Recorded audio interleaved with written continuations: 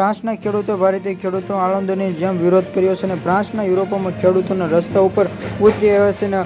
ઉગ્ર દેખાવમાં ચાલી રહ્યા છે અને આ પ્રસંગ ભારતીય રાજધાની દિલ્હીમાં દેશભરના ખેડૂતો દ્વારા આ કરવામાં આવેલા પ્રદર્શનમાં જે ફ્રાન્સમાં ખેડૂતો સરકાર દ્વારા પગપાળે અટકેલા રસ્તામાં મોટો પથ્થરમારો વડે રોકી બેઠા છે અને રાયટેલમાં અહેવાલમાં મુજબ ખેડૂતોનો વિરોધ કામ કરો ટેક્સમાં લાલ ફી નોકરી સહિતના અવશેષ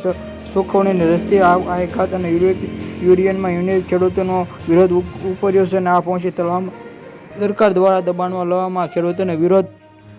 કરવામાં આવ્યો છે અને ખેડૂતોના આરોપમાં તેમની મહેનત યોગ્ય વળતર ખૂબ જ નીતિ અને ટેક્સ લાલચ વિતરણ નિયમો સસ્તી આયાતની પરેશાન છે અને ફ્રાન્સમાંથી ખેડૂતોના ઉત્પાદનો યુકેનો આયાત કરવામાં આવે છે જે પરંતુ રશિયામાં આક્રમણ યુએનમાં અને ક્વોટમાં અને ફરજો માફ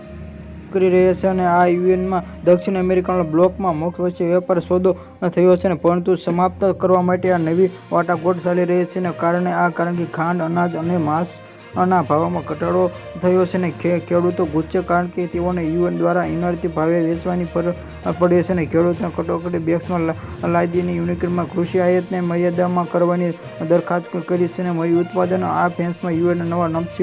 સબસિડી નિયમો સાથે વિરોધ રહ્યા છે અને મુજબ તેમની 60% જમીન પડતર જોવા માટેનું કહેવામાં આવે છે અને ખેડૂતોએ કહ્યું કે સરકારી નિયમ મુજબ આ યુએનનો સૌથી મોટો કૃષિ ઉત્પાદન ખેડૂતો માટે આ થયા છે અને અથવા ખેડૂતોને ઈચ્છે